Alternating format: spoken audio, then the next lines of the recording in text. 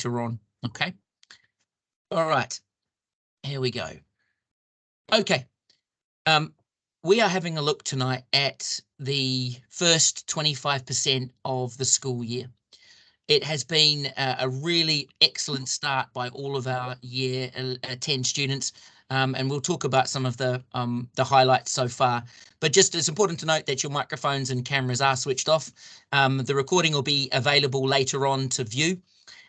If there's any issues during the evening, technically, just try and leave and then come back or post something in the chat. Use the chat function and post appropriate questions. Ms. Carter and I will try and filter those questions as we go through. And then obviously, please use the chat feature appropriately during this event. And if you could do me a favour, just put the your child's name into the chat for me now. I'd really appreciate that, so we can have a little bit of a register of who is here. Okay, that would be wonderful. So if you're able to do that now, I would really appreciate it. I'll just give you a couple of seconds. Thank you.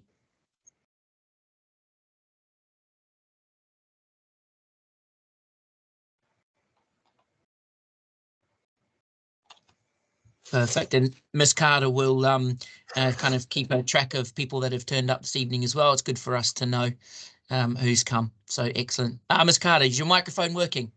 I don't know. Can you hear me? You can. Yeah, I can. That's perfect. Coming through loud and clear. Excellent. Okay. Thank you for putting the name of your child in the chat. It'll help us when it comes to any particular questions. Okay. So let's get started. What do I want to do? By the end of this session, I really would like our families to understand the difference between a vocational qualification and a GCSE, and also have a look at some of the terminology we've used on the reports. Ms. Carter, you can admit people. Is that okay? Yeah? Yeah, I'm trying to. I've just got a whirring wheel at the moment. Oh, that's okay. I think I can see. Sorry. That's okay. No problem. Where is it? It's perfect. We can hear you now. We've made progress. We also want to have a little bit of a chat about how important it is to support your child. Thank you for being here. It's the first step for us. And obviously, we want to give you some useful resources for English, maths and science so that we can start to prepare our students well now. Just to remind you of the pastoral team support, for year 10, it is only Miss Carter and I, but we are in a very unique position in that Miss Carter is the only non-teaching year achievement coordinator. She is available every single hour of the day to deal with issues as they come up. And we've found that that has been really, really effective to deal with any issues between students and teachers, and also stamping down on our expectations for students as well. Ms. Carter is also responsible for the Young Carers program in our school, and has kind of a strong background in supporting students with SEND as well. Her email's on there. Best person to call, first port of call. She will be able to take most of the calls and emails during the day. My job at HT is to look after data and exams mostly. So I'm kind of got a real strong focus on making sure attainment is high. Ms. Carter is responsible for behaviour and standards inside our year group, but I'm responsible for the overall outcomes that students get, as you know, and other year groups as well. So that's the team, but it's just Ms. Carter and I. And we'd have to say that this year we've seen a real step change in our students, particularly from, you know, coming back from COVID, and we had some real concerns about their level of maturity. 25% of this year is now complete, Key Stage 4, I mean, so over the 2 years. And a lot of the kids were shocked at that. They didn't realise that the time had gone so fast. We've been super impressed with the option subjects. The choices that they've made in year 9, we've got no problems in any of those subjects. Kids are getting to those lessons and their attitude to learning is excellent in all of their subjects. And also science as well this year has been super strong. The triple scientists, the top band science students, in fact, every single science group, there are no issues with behaviour or poor attitude to learning. The students are getting stuck into it. We've seen a real increase in co-curricular as well, students taking part in after-school activities, getting involved in extracurricular stuff to try and broaden their horizons. Our attendance in year 10 is higher than the national average for year 10 at the moment, but we still believe we can do better. Attendance is absolutely the key. Just giving you a little bit of an update, and I'm pretty sure that your child or children would have mentioned this. that in year 10, we've really come down with a zero tolerance. They are here for one thing, and that is academic achievement. Yes, we have super support for mental health issues and issues around peer-on-peer disputes, and Miss Carter's simply excellent at that. But this year and next year, it is all about what they get in academic achievement. It's going to open so many doors. And we have told our students that literally in a year's time from today, they will be sitting their last round of mocks, and we are literally 50 school days away from sitting their GCSEs. So now it's now or never. And we don't want them to wait till year 11. It's got to be now. And that's why we've come down really hard on all minor misdemeanors, because we know that we don't want them to get out of hand. Low-level disruption for us is an absolute no-no, and I've spoken to lots of students, and Ms. Carter has as well. Anything a student does to slow down the lesson or impede the learning of others is unacceptable, and all of the kids know this, and we will make sure that they are challenged, and I think every single year 10 knows that that's how we operate now. We also have a real strong focus on never accepting a poor effort. Everyone will give their absolute best without any excuses. Students achieve different, but everyone can put in a good effort. Low attendance without medical evidence is a real concern for us. We have a number of students who kind of might be playing you a little bit. From our point of view, we understand that some sickness is absolutely genuine, and kind of medical evidence is essential for us. We want to make sure that our students are in school. It's what will make them successful in the future. Lateness to school and lateness to lesson, again, children might come home and say, oh, my child's got a payback after school for being 5 minutes late to a lesson. Yeah, we want to teach them that being on time is absolutely essential. It's essential for future employment. It's essential if they're going to go on holiday, if they miss the plane by 5 minutes. Everything needs to be kept to time, because we don't want to slow lessons down with late arrivals. Uniform policy, again, I think a lot of the students would say that we're harsh on uniform. We want them to feel proud of the uniform that they wear. We have no girls with eyelashes, fake nails. We have the boys getting their shirts tucked in, and we're really hot on that because we want them to be proud of their uniform. Core PE as well. Students are expected to take part. We've made an allowance for uniform this year. We don't expect parents to go out and buy a brand new PE kit. They can wear black leggings, black trousers, white polo shirt, black polo shirt, but they've got to take part.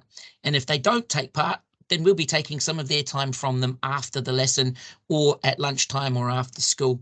And the last thing that we've really focused on is students that demonstrate a lack of respect or kindness. We don't want them to argue with adults in school. If they're given an instruction, we want them to follow it. We want them to be really respectful around school site to each other as well. And those are the kind of red lines for Ms. Carter and I this year.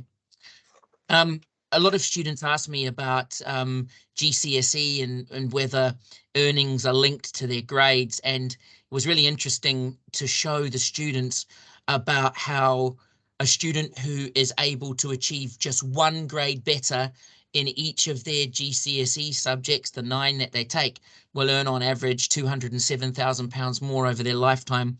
This was a DFE study that tracked students between the year 2000 and 2017. So it's quite robust data. And the follow-up analysis they did, I thought was really important.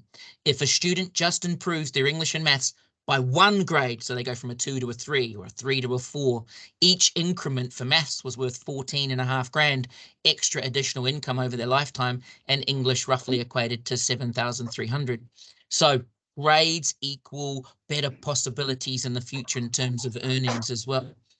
Okay, so let's have a little bit of a discussion now about vocational qualifications and GCSEs.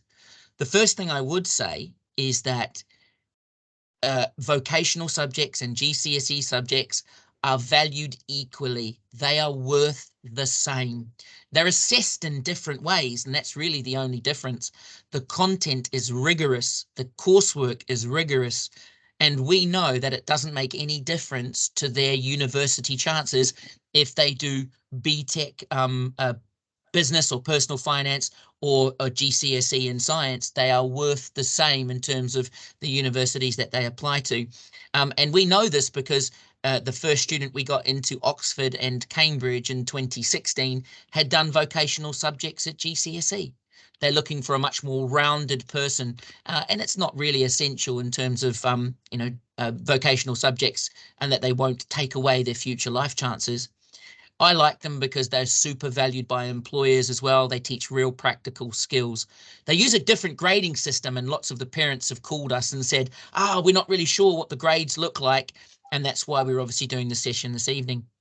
GCSEs, easily graded from 9 to 1. However, when we did our GCSEs, they were graded on the old A through U grades, and things are slightly different now.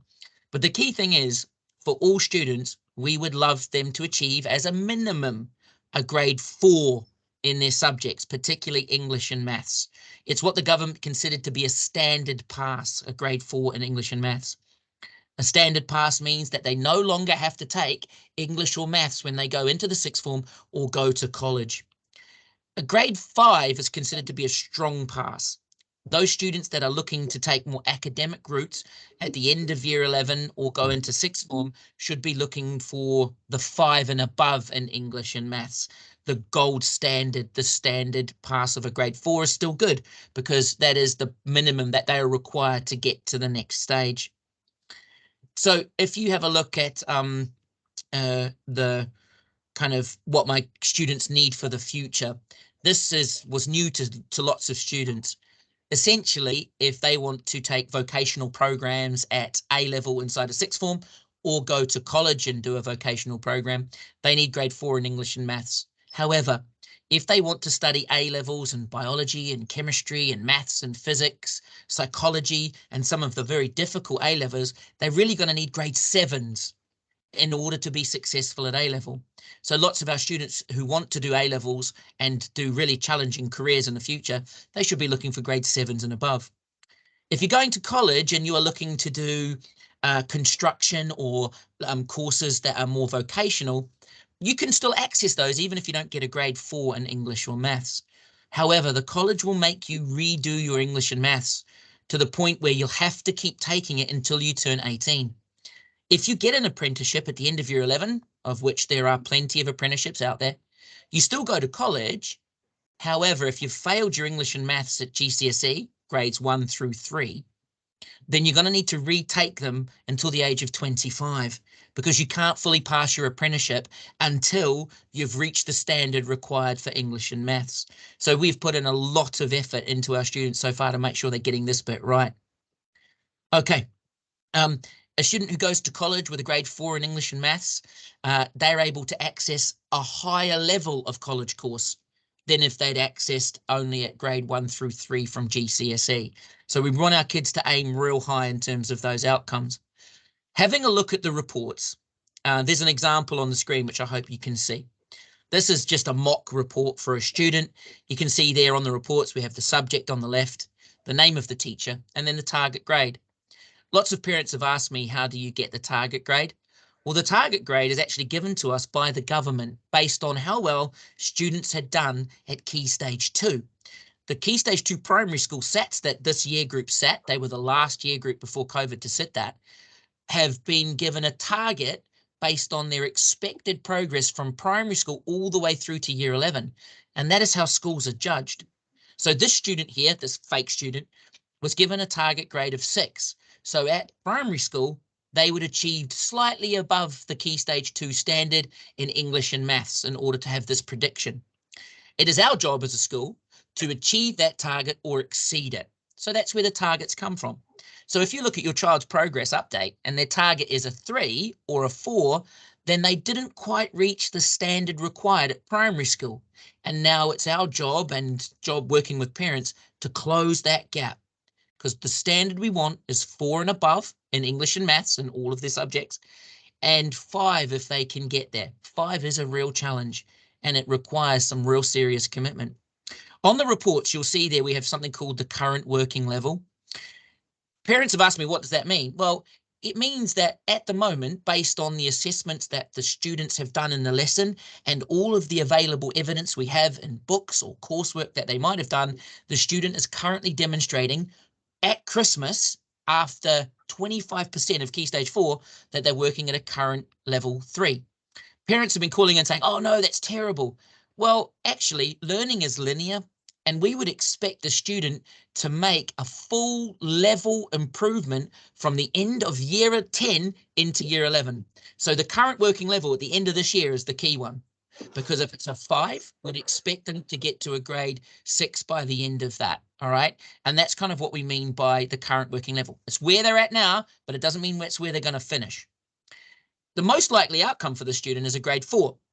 The teacher believes that where they're at now, if their attitude to learning consistently stays the same and they show the same level of commitment, then based purely on a linear trajectory, they should get to a grade 4 by the end of year 11. What's interesting here is, and I think this is a good thing for parents to look at, is the attitude to learning. Remember, this student on the screen had a target grade of a 6, and their most likely outcome is a 4. Something's not quite right. The student isn't doing what they're supposed to be doing in lessons or outside of lessons in terms of home learning, self-learning, revision. And the key is it's hidden in the attitude to learning grade. The attitude to learning grade is a grade 2. This is below the expectation that we would want for a student. So something is missing. They're either not doing the work, there's low level disruption, they're not paying attention. And this is the bit that Ms. Carter's been doing brilliantly. All those students who had ATL grades of 2 or less have already had a meeting. They've sat down and had a discussion, and some students have been placed on report, because we will not accept anything less than a student's best effort. If they're on a 3, that's acceptable for ATL grades. Okay. Attitude to learning 1 to 5, 5 being the very best and 3 being the standard we would expect.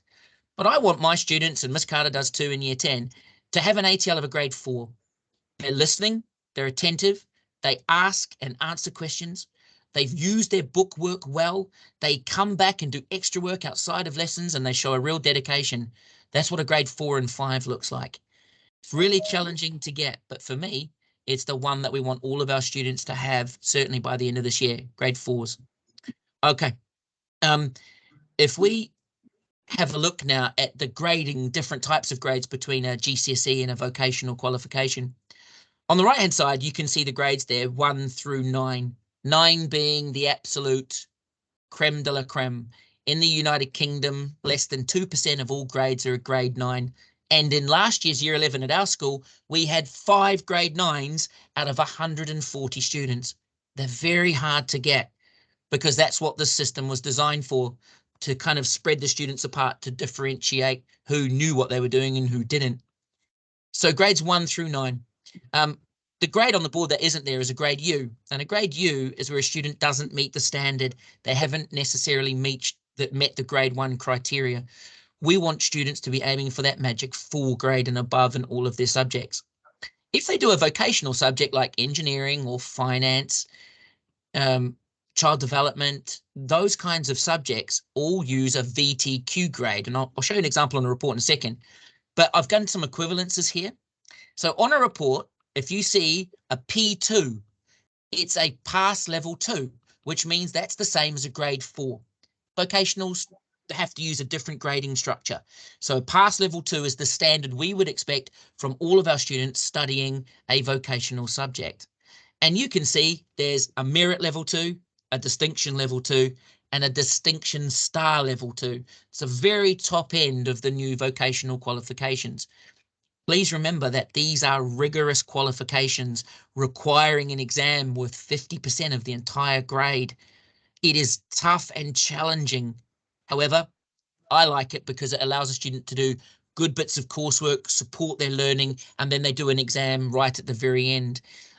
We have some good success in these vocational qualifications.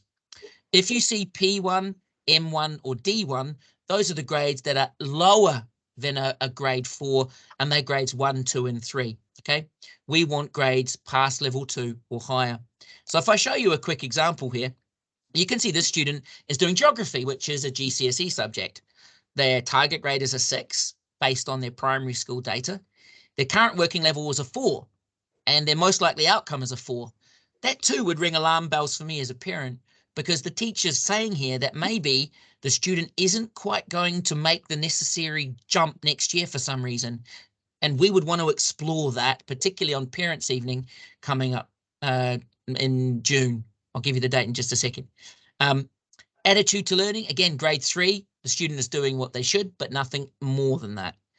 Have a look at the digital information technology. It is a vocational subject in our school. We can tell that because this student has a target grade of a merit level 2, which is the same as a 6, and is currently achieving that target at their current working level, and the teacher thinks they'll get that as their most likely outcome.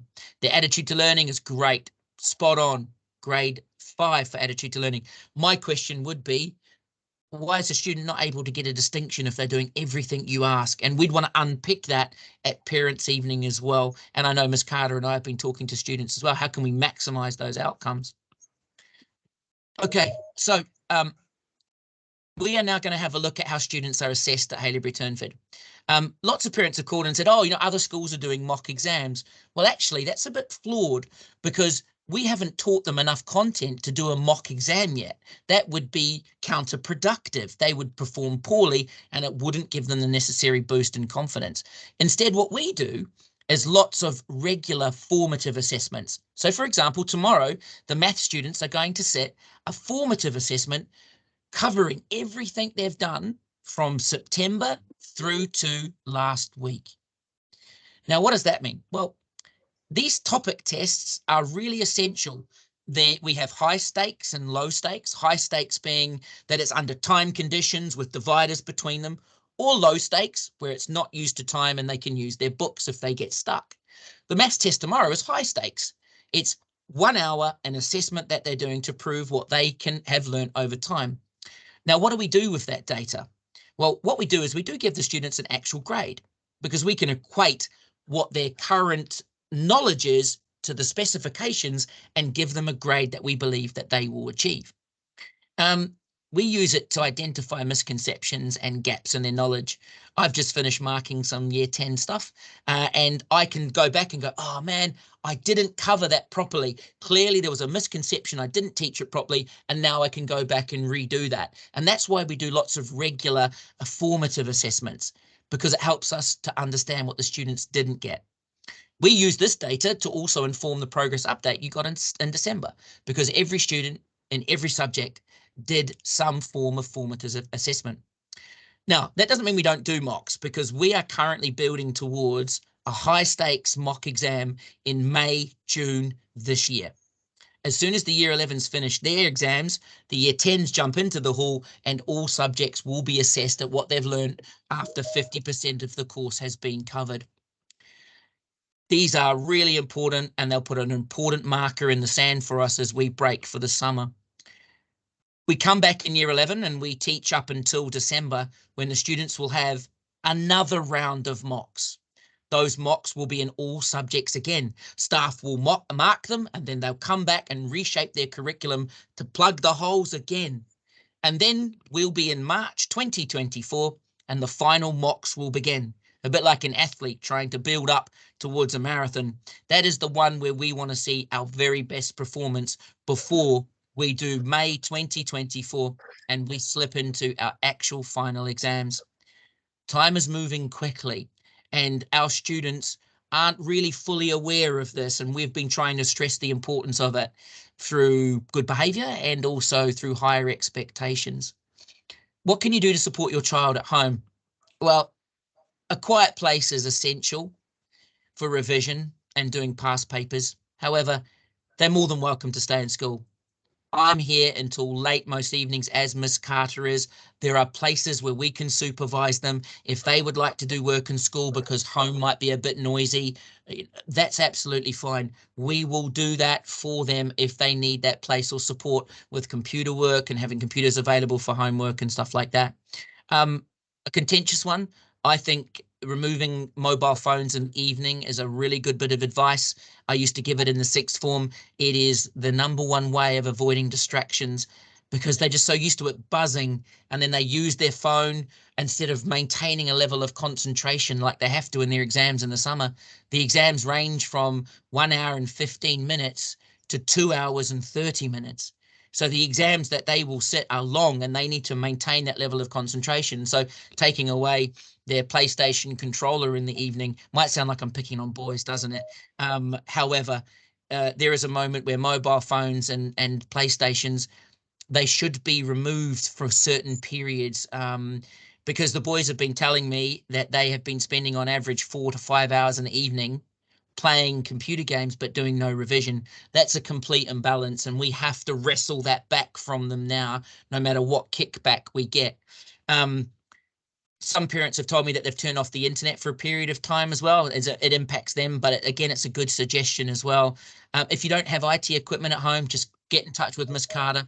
We will absolutely be able to provide you with some IT equipment. If a shared laptop at home and you need some additional support, we have plenty of them, and the government gave us a stock to use during COVID. We've still got that, so if it is required, just get in touch. I am certain too that exercise has led to better mental health, eating well, more sleep, less sugar. All of these seem obvious, but we have a number of students in the morning who are stopping off at the shops up the road and getting a can of energy drink and using that as their boost for the morning. It's dangerous, and we know that that leads to a real flagging moment later on. And again, we would appreciate some support with that. We'd literally take the stuff off them and then chuck it in the bin because they shouldn't have it and it's not allowed on school site. If you haven't already been using class charts, then please do so.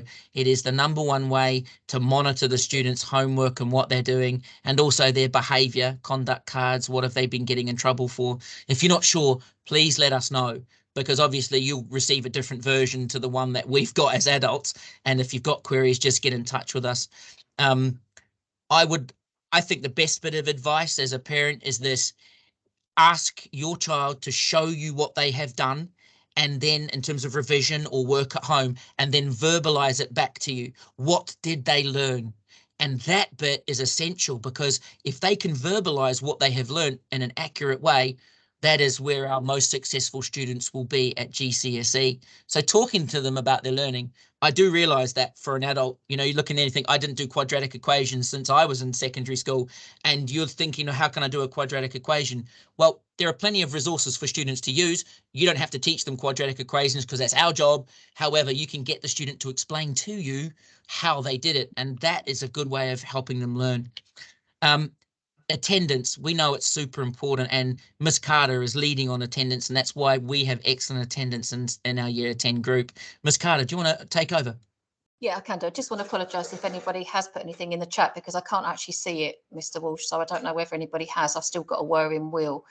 So I'll just, can you, so yeah, attendance for me is one of my top priorities, because obviously if a student's not in school, they're not learning. I have had quite a few conversations with students, and I'm kind of constantly having them, that content will never be covered again as it is if they're in a school on a daily basis. Come sort of February, March next year, it will be kind of covered in revision, but it won't be covered in detail as much as what it is now. So that's why it's really important that they're in school every day.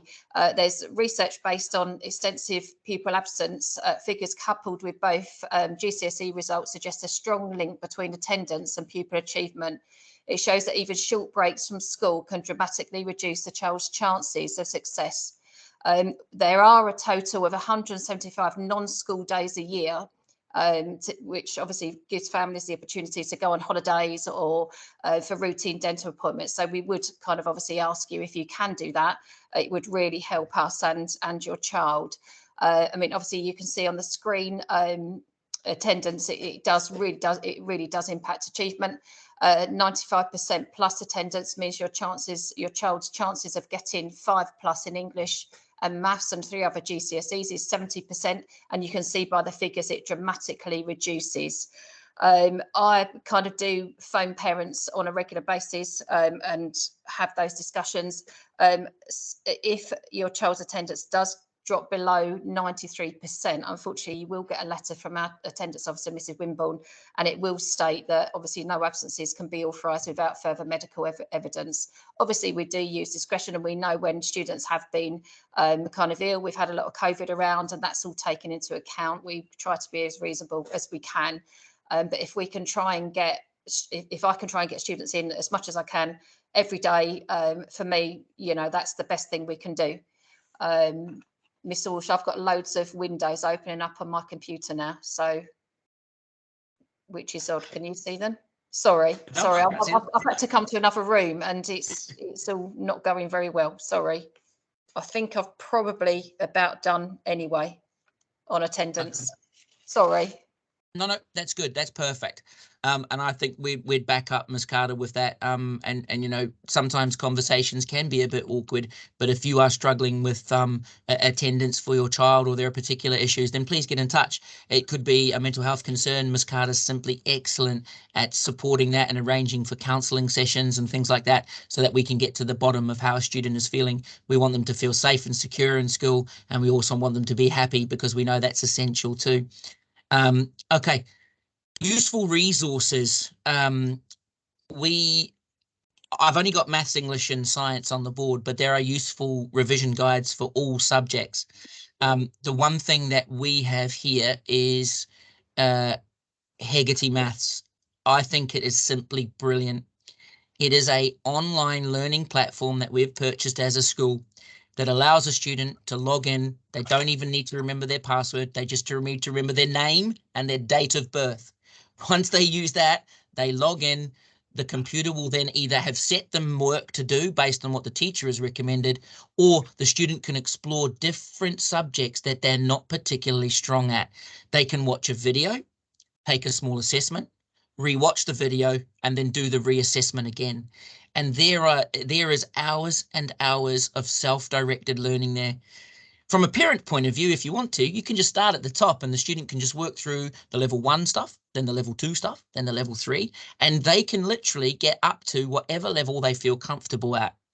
That is self-directed learning, and it requires a particular type of support from the parent in terms of, this is your mobile phone, it's coming away from me for an hour, you've got 45 minutes of Hegarty.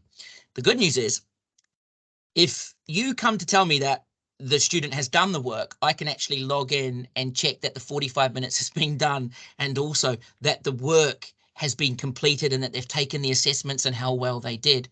So we can monitor it from our end as well.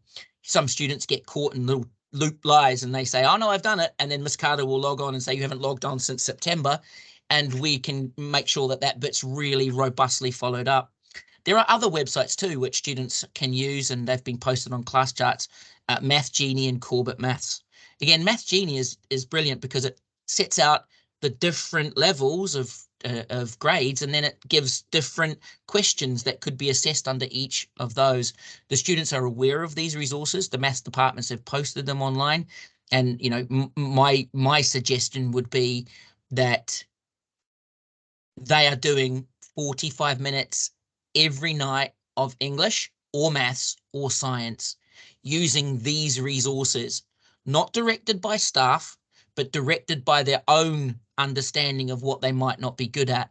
And every single student knows what they're not good at in maths because they get their assessments back, which highlights, and they do a RAG rating for those areas where they didn't achieve very well. Then they can use Hegarty Maths to keep going over those as well to support with their learning. English revision guides, there's plenty of them. However, the ones on Amazon are new and they relate to 2023, 2024, which is where our kids will be sitting. Those revision guides, again, are self-directed. There's a video that goes with them. But one of the ones I would recommend is Mr. Bruff. Mr. Bruff is a really good YouTuber, but he does AQA English, literature and language, and his videos about the, you know, Christmas Carol and Frankenstein and things that they're going to cover are simply brilliant. And my advice to them, particularly our really able students, is pre-watch them. Pre-watch those videos and then have a look at, you know, what does that mean when you come to the lesson? Because instead of having to teach a group, they've already done some pre-reading and pre-knowledge acquisition, which makes the learning better in the lesson for the student. And then I think one of the best places to revise for science is Seneca. Hopefully you can click on that link on the screen, but don't worry, because we will send out this PowerPoint, and we've also got a list at the moment forming of all of the different revision guides that can be purchased. But remember, don't flood your child with billions of revision guides, because that is likely to be a significant mental block for them. One revision guide for each subject spread out over the next year and a half is what we're looking for. Start with the subjects they feel the least confident in and build their confidence through that method first. So yeah, Seneca Learning, brilliant. All of the AQA stuff on there for science, both triple science, combined science, foundation science, and I would recommend all of those. Uh, we will be able to put all of this in a guide to send to you for all of these top tips. And we are going to also give this to the students as well, because we want to make sure they use their free time as well as possible. Okay, so that's a really good starting point for revision guides. I'll have a look in the chat in a second, because I think some people put some questions which I'll come back to. In fact, I can answer them now. Karen, will teachers be able to recommend revision literature? Yes. So what I'm doing is I'm trying to coordinate that with Miss Carter. So we are asking staff for the best revision bits. We're going to put it in a document and send it all in one go, rather than lots of different recommendations. And then you'll be able to kind of buy them on Parent Pay or buy them yourself, and use them. And they'll have links to all of these website platforms too, which are really useful. List of all revision guides. Yep, Danielle, I can do that. That's no problem. And could you have a copy? Yes, Michael, that's no problem as well. Yep, we can do all of that too. You'll also get a copy of this recording as well, and we'll post it on our kind of YouTube bit so that you can watch it later on if you need to watch bits of it. One thing that Miss Carter and I were keen to do this year is to get in a external company called Elevate Education. Why external? Because the kids are sick of Miss Carter and I banging on about how important grades are, but they think we're lying. And what we did was we've employed this company. I managed to get a £2,000 grant from an external sponsor. And we've brought in this company who are providing 3 sessions to students on key things that they need to do before our mocks this year in May, June. The first session they did was called Study Sensei, and I think Ms. Carter and I agreed that it was really good. How to take notes, how to revise, and they did what was called the basics, because without the basics, you can never achieve. And they did this really cool pyramid, and at the bottom laid the foundation, and they said to the kids, the foundation is what you're doing now in year 10. And if you don't have that foundation, you've got too many bricks in the wall that are missing, and they are impossible to plug later on. And some of our kind of harder to reach students were like, oh, yeah, no, I get that. I can't afford to miss some of these key bits because I can never recover from them later on. And you can see on the board there, I mean, our kids in year 10 are brutally honest. They don't lie. Well, they might lie. However, they don't really lie when it comes to this kind of thing. 95% of them said that they found the session useful and it was time well spent. And we think that that is a good precursor to the next one, which is on the 27th of February, which is the company coming back again. They're doing small groups in their form groups called Time Management. It's basically how to avoid procrastination, take control of your learning at home instead of your parents nagging you. And that session should be quite entertaining as well. Building a timetable for revision, that kind of thing to really support the student to do well. And then just before we do our mocks in June, May, we'll have what's called Master Your Exams. The Master Your Exams one is really good because it goes through how you can scrape every single grade you can from your exam. In essence, a don't give up moment. We don't want students to go into the exam and put their head on the table. Did you know last year for history GCSE, to get a grade 3, all you needed was 19 out of 240 marks. Students can get 19. They have to follow the rules, listen, and get that. Obviously, we want way more than 19, but we don't want kids to give up, which is what the Master Your Exam session is. So, and that'll kind of, we won't do any more of those kinds of sessions in year 11 because we're not stealing any time from learning. It is going to be full on in year 11 for students to continue. I've received some questions about work experience as well, and we're in the early stages of formulating that. It will be in the last week of school. In the summer term, it'll be 3 days, Monday through Wednesday. More details will come from Mr. Macaulay, who's organising it all. However, one thing I know about work experiences is that they're hard to get, and good ones are really hard to get. So we'd be encouraging students to find good work experience, but if the company wanted them for 3 days in the month of March, we would authorise that time off school to do that work experience. I've got 2 students at the moment that are looking at work experience at KPMG. They call it Insight Days. where the student goes to KPMG to find out more about their career in accounting and finance. And it's only one day. They do a workshop and sort of presentations, and KPMG use it as a way to try and find out a little bit more about the student as well. Lots of insight days is what we should be looking for.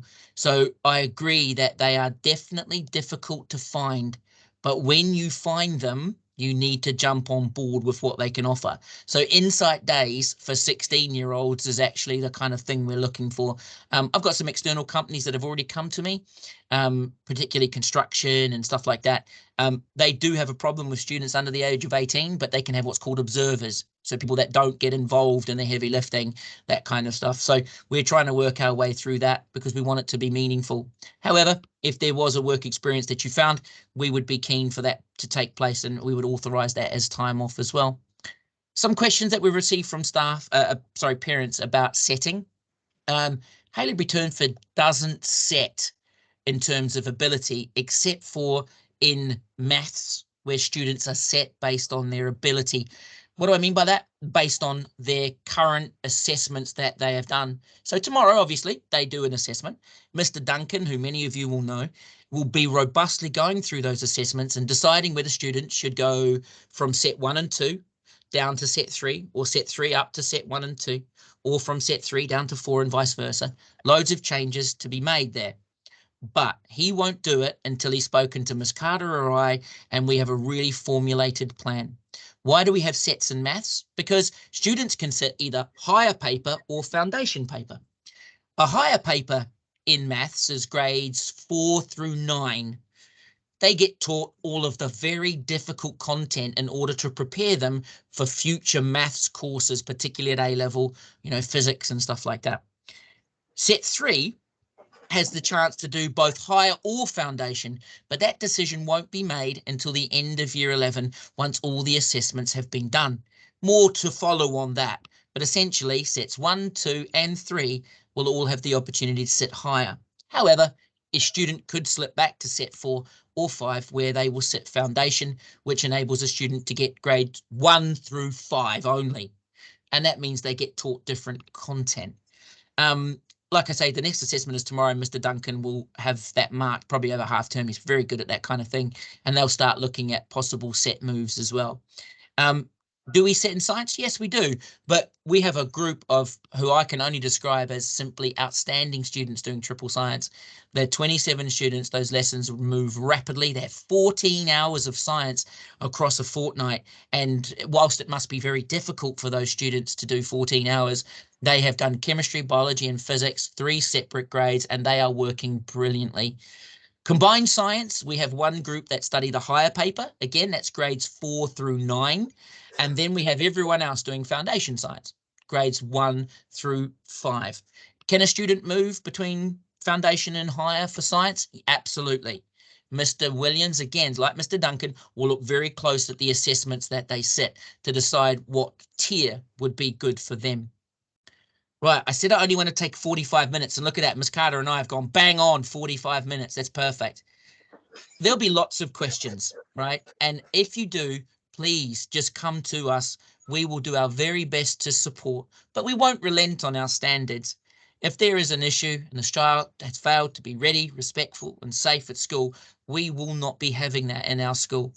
If you need some help with students with special educational needs, our flex team, Miss Otham and Miss Mitchell, are really important to contact. But if you contact Miss Carter again, she can share those messages across.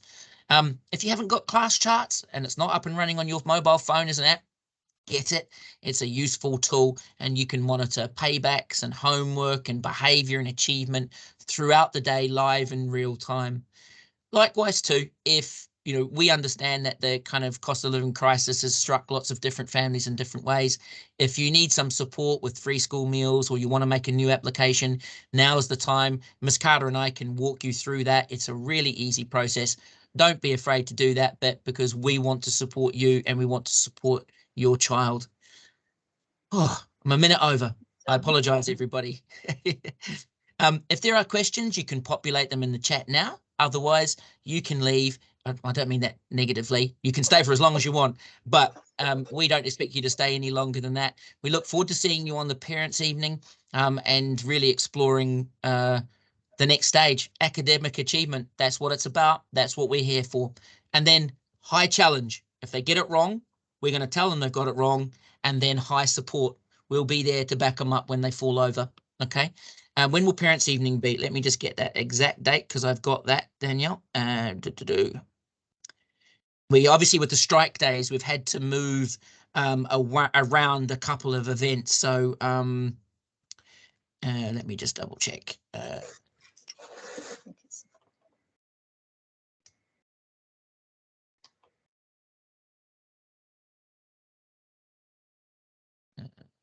Got too many folders going open. Let me just have a look.